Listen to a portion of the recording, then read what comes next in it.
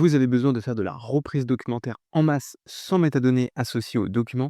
Aujourd'hui, je vous montre comment automatiser l'analyse et l'extraction de références ou de codes d'articles, quel que soit le type de document que vous avez. Email, Excel, PowerPoint, Word, PDF ou même des images, j'ai bâti un système fiable capable de tout analyser. Pour cela, on va utiliser un agent IA industriel orchestré sur N8N. Concrètement, vous déposez n'importe quel document dans un dossier, dans votre répertoire ou même dans votre FTP industriel et mon agent IA se charge de tout. Salut, moi c'est JB, consultant en IA et cofondateur de NoFlow. Notre mission, c'est d'accompagner les entreprises comme la vôtre à intégrer l'IA et l'automatisation dans leur quotidien. Si vous perdez encore du temps sur les tâches manuelles, on vous aide à les identifier et à les automatiser dans votre organisation. Réservez votre premier rendez-vous via le lien dans la description, c'est sans engagement mais impactant. Il va lire le contenu, détecter les bonnes informations et extraire automatiquement vos références, vos codes d'articles ou n'importe quelle donnée ciblée. Ce qui rend ce système puissant, c'est qu'il ne dépend pas des métadonnées de votre document technique, ni même du nom de votre fichier. Il comprend réellement le contenu, même quand la mise en page est complexe ou que le document est une image un peu floue ou même un document de type manuscrit que vous pouvez avoir dans les ateliers. Une fois que l'extraction et l'analyse des données ont été réalisées, l'agent IA va renvoyer les données où vous en avez besoin, en l'occurrence dans votre ERP, votre GMAO ou même dans votre PLM. Grâce à cet agent, vous éliminez 90% des tâches manuelles, vous gagnez en fiabilité et vous pouvez traiter des milliers, voire des dizaines de milliers de documents en continu sans intervention humaine. Cette architecture que vous voyez à l'écran est totalement reproductible et ne vous inquiétez pas, vous pouvez retrouver ce scénario d'automatisation en téléchargement gratuit dans la description, ça vous évitera de refaire tout le travail. Dans cette vidéo, je vais vous montrer comment fonctionne cette automatisation. Je ne vais pas pouvoir rentrer dans le détail pour des raisons de démonstration. Néanmoins, si vous avez besoin d'intégrer ce type de système, je vous invite à nous le dire en commentaire ou à nous contacter directement sur notre site noflow.fr. Vous êtes plus de 80% à regarder notre contenu sans vous abonner. Si vous appréciez notre travail, cliquez sur le bouton s'abonner. Ça nous aide énormément et ça nous encourage à vous proposer du contenu toujours plus avancé. Je vous remercie. Je vous propose donc de rentrer directement dans le vif du sujet. Comme vous pouvez le voir à l'écran, on a un scénario qui va se découper en trois grandes étapes. Première étape, ça va être le téléchargement des documents analysés. Deuxième étape, ça va être l'analyse des documents et l'extraction des informations clés que vous souhaitez extraire de ces documents. Donc là, en l'occurrence, pour la démonstration, on va extraire le code article, mais vous l'avez compris, ça pourrait être tout autre type d'informations que vous aurez besoin d'extraire dans le cadre de votre métier. Enfin, troisième et dernière étape en vert, on va venir enrichir vos systèmes d'information. Donc là, en l'occurrence, on va venir enrichir un fichier Excel où on va retrouver le listing de tous les documents avec les codes articles qui ont été identifiés, extraits. Mais on aurait très bien pu renvoyer ces informations directement dans vos solutions métiers, à savoir votre ERP, votre GMAO ou même votre PLM. La première étape du workflow est relativement simple, parce que vous le voyez, elle est composée de deux principaux modules. Le premier module, ça va être la récupération de tous les documents qui sont contenus dans un répertoire cible. À savoir ici, on est venu cibler un répertoire OneDrive. On aurait très bien pu cibler un autre type de répertoire, par exemple sur SharePoint ou même sur un environnement Google Workspace avec un lien vers Google Drive. Si on clique sur le paramétrage du premier module, vous le voyez, c'est très simple, on est uniquement venu renseigner l'ID du document dans OneDrive. Ensuite, le deuxième module va consister à venir télécharger les différents documents qui ont été listés dans notre répertoire OneDrive. Donc là, le paramétrage est également très succinct, puisque vous le voyez, on va venir uniquement renseigner l'ID des documents qui ont été trouvés dans le module précédent. Deuxième étape, et c'est là où est le nerf de la guerre, c'est l'analyse des documents et l'extraction des codes articles. Donc là, je suis venu bâtir un système, vous allez voir, qui permet de traiter tout type de fichiers et tout type d'extension. Donc si on descend, on va voir qu'on a mis des conditions qui nous permettent de réorienter dans notre workflow en fonction de l'extension des documents. Donc si par exemple le document est un PDF, on va venir utiliser le premier agent que vous voyez juste au-dessus, qui est un agent Mistral, qui va nous permettre dans un premier temps de faire de l'ossaisation, c'est-à-dire de la reconnaissance optique de caractère du document. Ça, c'est dans le cas où nos documents sont des documents manuscrits qui proviennent par exemple de l'atelier ou même une lettre qui aurait été envoyée au format manuscrit ou au format scanné.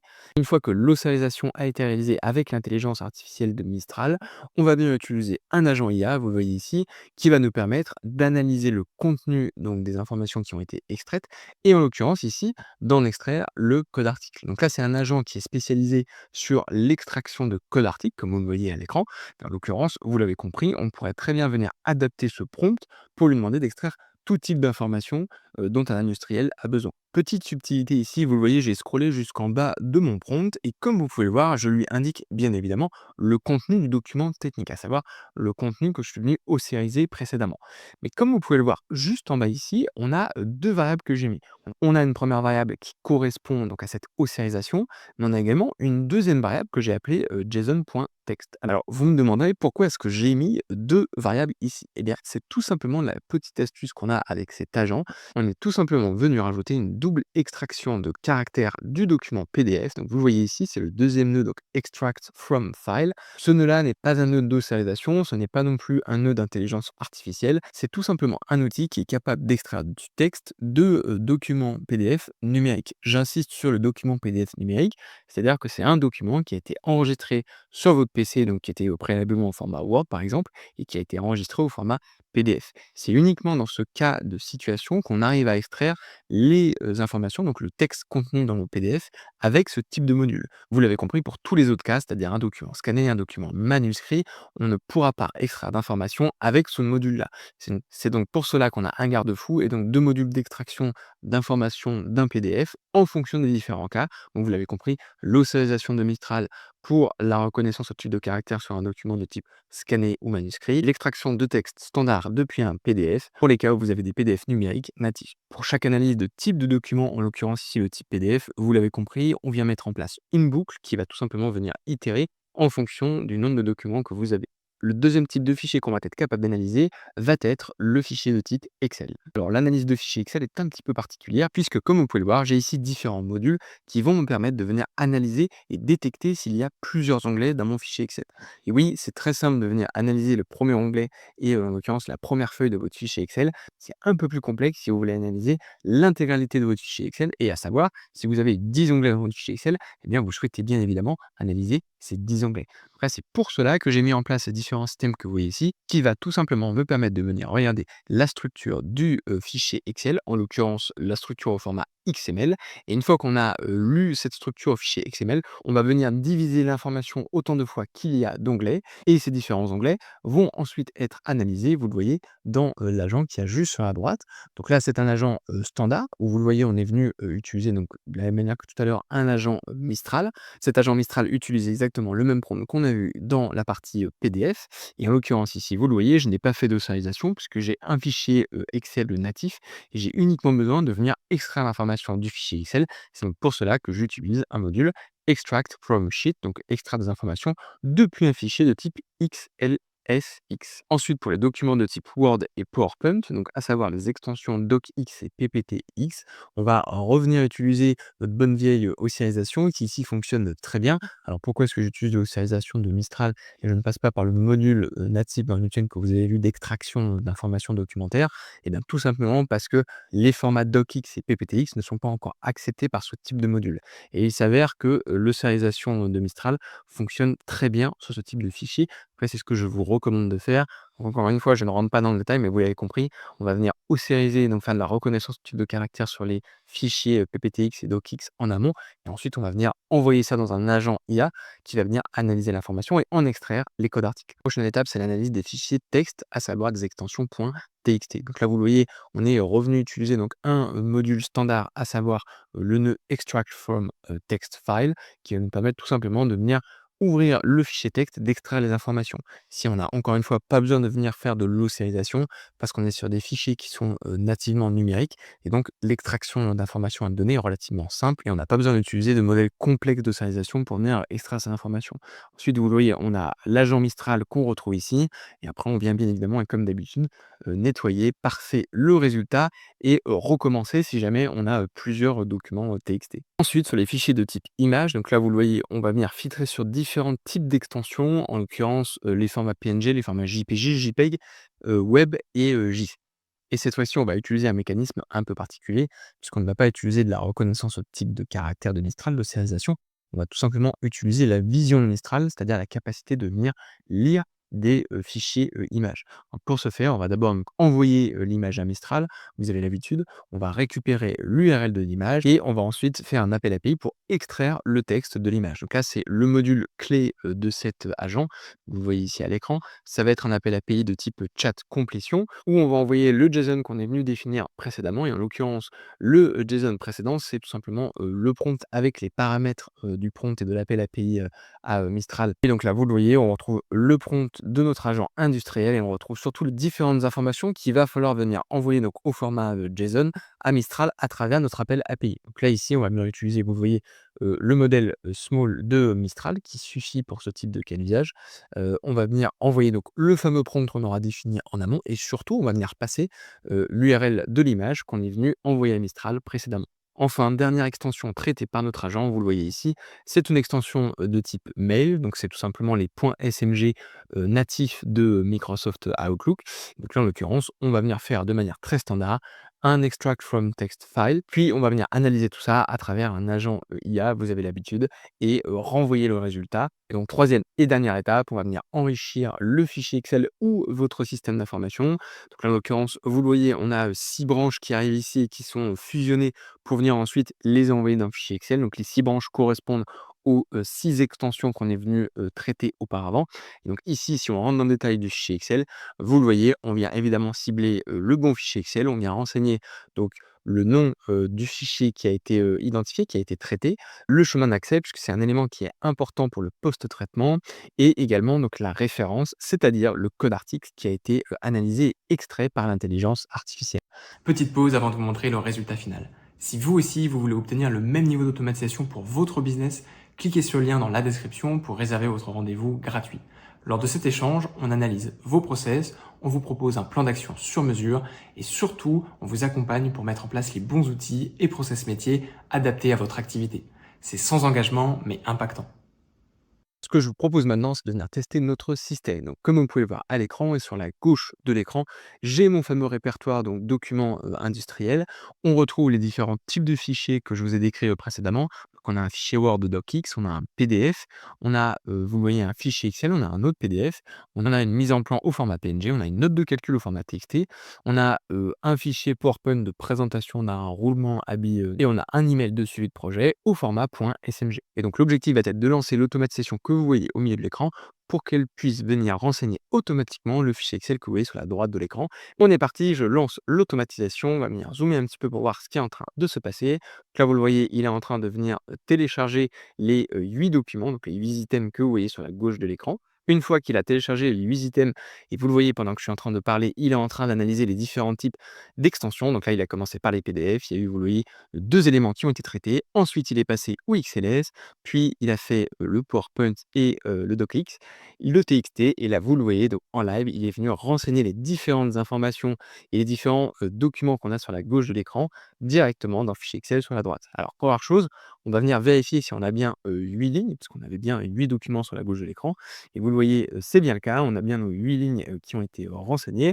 On retrouve les différentes désignations. Donc, on a bien un cahier des charges techniques, une mise en plan, un composant XLS, un cahier des charges techniques, le roulement haute performance au format PowerPoint, la note de calcul, la mise en plan et le suivi de projet au format message. Et donc, comme vous pouvez le voir sur la droite de l'écran, pour chaque document qui a été identifié, on a une référence qui a été indiquée dans la colonne E. On va venir vérifier ensemble si les références sont exactes. Donc, le premier document, vous le voyez sur la droite de l'écran, c'est le cahier des charges techniques.pdf. Donc, on ne va pas se tromper, on va bien ouvrir le cahier des charges techniques.pdf. Donc là, vous le voyez, on a un cahier des charges sur un roulement à billes haute performance avec une référence. Donc là, en l'occurrence, on retrouve bien, vous le voyez, donc la référence RBHTX 7312 qui a bien été renseignée donc, sur la droite de l'écran. Et donc, comme vous pouvez voir, notre système est bienvenu à l'intérieur du document, l'ouvrir, le lire et extraire le bon code article. En l'occurrence, on n'a aucun code article qui a été renseigné, alors que ce soit dans les métadonnées ou dans le titre du document, comme vous pouvez le voir ici, sur cahier des charges technique.pdf. Ensuite, le deuxième document, c'est la mise en plan .pdf. Donc là, on va venir l'ouvrir, on va regarder ce qu'on a dans ce document. Donc là, vous le voyez, on a la mise en plan d'un roulement à billes. Et en l'occurrence, en bas à droite, dans le cartouche, vous le voyez, on a trois informations. On a la désignation, la matière et l'échelle. Alors, je vous l'accorde, c'est un cartouche qui est extrêmement simplifié. Mais ici, pour des raisons de démonstration, c'était important que vous vous rendiez compte que même si on a d'autres informations, comme par exemple la matière ou l'échelle, l'agent a été entraîné pour reconnaître le bon code article. En l'occurrence, ici, le code article, c'est bien RBSK 29723, même si ce n'est pas écrit code article en toutes lettres, mais écrit, vous le voyez ici, désignation. Ensuite, troisième ligne, ça va être le composant.xls, donc c'est notre fameux fichier Excel qu'on va venir ouvrir et on va venir vérifier si il a bien identifié le bon code article. Donc là, vous le voyez, c'est la liste des composants donc, de notre roulement à billes. On a différents types d'informations. On a, comme vous pouvez le voir, des matériaux avec différents codes qui sont renseignés par rapport à ces matériaux. Mais là, encore une fois, l'objectif était d'identifier le code article qui était contenu donc, dans ce document. Et vous le voyez ici dans la colonne remarque. C'est là où on a des informations qui ont été renseignées par un collaborateur et on a bien l'information, la mention code article RBZR 7168. Et c'est bien cette information qui a été extraite et non pas les autres qu'on a pu voir donc, dans la colonne B et qui a été directement renseignée dans la colonne E de fichiers Excel sur la droite de mon écran. Donc vous le voyez ici, la RB ZR 7168. Ensuite, si on regarde le cahier des charges .docx, donc c'est exactement la même chose que notre .pdf, on retrouve évidemment le même code article. Ensuite, on a le roulement haute performance .pptx. Donc là, c'est le fichier de présentation du roulement à billes. Donc là, c'est intéressant de voir comment est-ce qu'il a analysé les informations. Donc vous le voyez ici, on a donc le code article qui est dans le titre du document, mais on a également d'autres informations qui sont renseignées, vous le voyez, dans la présentation, et on aurait très bien pu avoir une mauvaise interprétation de l'agent. Il aurait pu renseigner le mauvais code article et ce n'est pas le cas. Vous voyez, il a bien renseigné le code article RBBTX 4685. Ensuite, on a la note de calcul. Donc là, vous voyez, on va venir ouvrir cette note. C'est tout simplement un fichier texte avec la note de calcul sur le roulement et cette fois-ci, code article RBUQ 4315. Et vous voyez, on a bien l'information ici qui est ressortie sur la droite de l'écran. Enfin, sur les 2 derniers documents, donc mise en plan.png, donc là, vous le voyez, c'est exactement le même document que la mise en plan au format, PDF, mais là, il était important de venir valider que notre agent fonctionne sur un fichier, image et donc là, vous le voyez, hein, c'est bien, une image. Je ne peux pas venir sélectionner, le texte et en l'occurrence, il a bien, identifié le même code article, donc RBSK 29723 qu'il est venu identifier sur la droite de l'écran et enfin, donc le fameux fichier, message. Donc là, c'est un mail qui a été envoyé, tout simplement. Donc là, vous le voyez, avec les différentes informations, par qui a été envoyé, pourquoi. Donc là, c'est tout simplement un email de suivi de projet et donc vous le voyez, on a un nouveau code article qui est le RBJD 7894, qui a bien été renseigné. Vous le voyez, à aucun moment on ne renseigne, l'information comme quoi c'est bien le code article et c'est bien ce que l'on voulait détecter et notre agent, notre système l'a bien correctement réalisé. C'est la fin de cette vidéo, j'espère qu'elle vous aura plu et surtout qu'elle vous aura permis de comprendre la puissance de ce type de système. Donc comme vous pouvez le voir en quelques secondes, je suis venu analyser donc 8 documents. En l'occurrence, c'est un échantillon qui est très réduit, mais imaginez réaliser ce type d'action sur plusieurs centaines, plusieurs milliers, voire plusieurs dizaines de milliers de documents. Imaginez le gain de temps réalisé versus une opération manuelle, donc à savoir venir ouvrir à la main chacun de ces documents et venir en extraire les informations, en l'occurrence ici les codes articles. On aurait très bien pu venir identifier d'autres informations. Je pense que vous imaginez donc très facilement le temps gagné si vous implémentez ce type de système dans votre entreprise. Alors bien évidemment, le cas d'usage que nous venons de voir peut s'adapter à votre métier. Si vous êtes par exemple une agence immobilière et que vous avez besoin d'extraire des informations en masse depuis par exemple des baux, des contrats de travail ou des fiches de paie, alors ce type d'outil peut vraiment changer votre façon de travailler et vous faire gagner un temps fou. C'est la même chose si vous êtes un courtier en assurance et que vous avez une gestion de documents qui est relativement volumineuse, par exemple un nombre de cartes d'identité conséquent à traiter. Et un autre exemple pourrait être un loueur de véhicules professionnel qui aurait besoin de gérer en masse des permis de conduire, des cartes grises ou même des documents administratifs. Donc là, c'est exactement la même chose, vous le voyez. On pourrait très bien transposer ce type de système pour vos métiers et votre secteur d'activité. Merci d'avoir regardé cette vidéo. Pour soutenir notre travail et si elle vous a plu, je vous invite à nous le dire dans les commentaires et à mettre un like. N'hésitez pas à vous abonner et à activer les notifications pour ne pas louper le prochain tutoriel. Je vous dis à la semaine prochaine pour une nouvelle vidéo et en attendant, je vous souhaite de belles fêtes de fin d'année. Merci pour votre fidélité.